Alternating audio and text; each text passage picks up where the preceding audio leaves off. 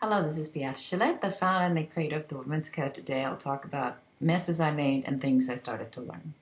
When I was 27 and living in Los Angeles, I met the man of my dreams. He was charming, good looking, and yes, he did sweep me off my feet.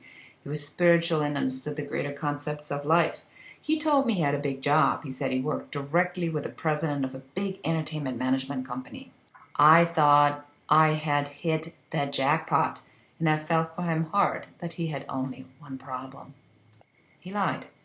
No, he wasn't one of the men who knew what he wanted and focused, but I did learn from him eventually. I didn't know that at the time. Life is a learning process, and yes, reader, I married him. Valentine's Day 1992, we tied the knot, that memorable year of riots, fires, floods, and eviction notice, uncertainty amid the bliss of motherhood.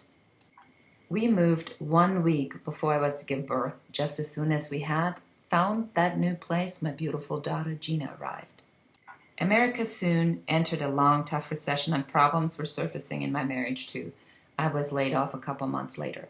The owner of the company where I had worked was very gracious and explained that due to significant recession, he had to close the division I ran for him and focus on his core business. He encouraged me to take the division with me and set up my own business. With a 6-month-old baby and a marriage that was deteriorating very quickly, I had to figure out what to do next fast. So I started a business. The thing was, I had never run a business before. And being an immigrant from Germany, I knew absolutely nothing about American business laws or any of the infinite details that you should know when you start your own business. So I signed up for a few business classes at a now defunct nonprofit organization. After a few months, I hired my husband as my employee, which seemed to make sense at the time. He quit his job to work with me and to have more time to pursue his acting career. The plan was that as he won more and better roles and began to make money, I could hire a real assistant to work with me. Unfortunately, his acting never took off, and he never really assisted in the business either. One day, in the middle of a huge project, I got so upset about his sudden disappearing acts that I fired him. That was also the end of my marriage. To take responsibility for the mess I was in was not easy. I certainly realized the extent of what I had done. I had taken on the entire financial and emotional responsibility for supporting a family consisting out of my husband, his teenage son, our baby daughter, and an au pair. And then early one morning, one major event shook me up. The big Northridge earthquake hit on January 17th, 1994. I don't think I have ever been so afraid in my life.